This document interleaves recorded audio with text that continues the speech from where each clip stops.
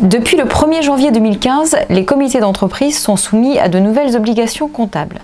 Depuis cette date, ils sont tenus d'établir des comptes annuels et de les faire approuver en séance plénière. Alors, ces obligations, ce seront les mêmes pour les CSE. Elles vont différer selon la taille des CE et donc des CSE.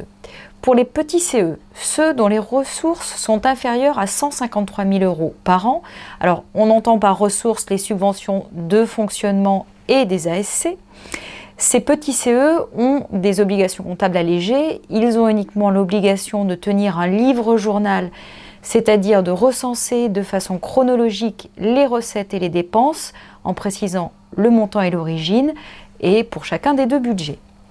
En fin d'année, ils doivent présenter un état récapitulatif de ces dépenses et de ses recettes, ainsi qu'un état de situation patrimoniale et qui va présenter les biens détenus par le CE, les stocks, les créances et les dettes qu'a le comité d'entreprise. Les moyens CE sont ceux dont les ressources annuelles dépassent 153 000 €, mais qui ne sont pas encore dans l'obligation de nommer un commissaire aux comptes. Et on va voir après quels sont les seuils qui concernent l'obligation de nommer un commissaire.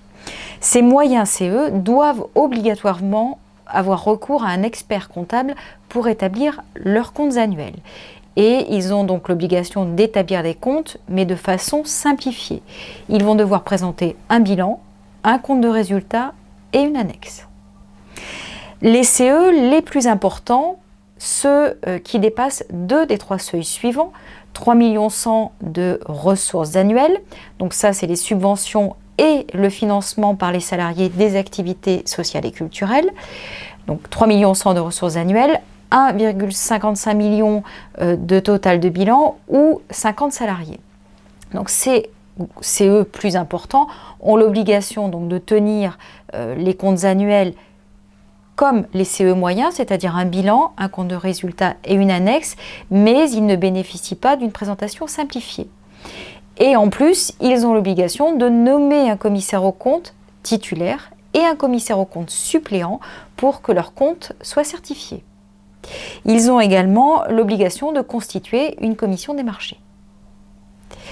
En plus de ces obligations comptables, donc l'établissement de comptes, les comités d'entreprise doivent établir chaque année un rapport de gestion qui va venir éclaircir, préciser la lecture des comptes annuels. Dans ce rapport de gestion, on va trouver plutôt des informations qualitatives sur ce qui a été fait dans l'année en matière de fonctionnement et d'œuvres sociales. Ça va être le total des dépenses de formation, le total par activité sociale culturelle. Une fois que ce rapport de gestion est établi, il doit être présenté avec les comptes annuels en séance plénière de CE, séance spécifiquement dédiée à cette thématique.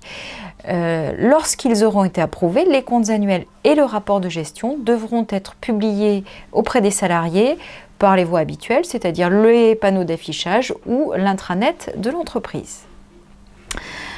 Outre ces obligations comptables, il faut également rappeler que les comités d'entreprise et donc les CSE ont l'obligation, depuis 2015, de nommer un trésorier et ce trésorier a pour rôle de tenir la comptabilité ainsi que de régler le courant, régler les factures du comité d'entreprise.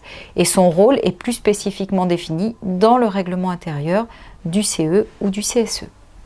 Et nous vous invitons également à consulter nos ouvrages relatifs au comité d'entreprise, donc à son fonctionnement et à la comptabilité. Vous pouvez également consulter sur notre site les différents articles qui paraissent de façon hebdomadaire et n'hésitez pas à vous abonner à la newsletter mensuelle, c'est gratuit.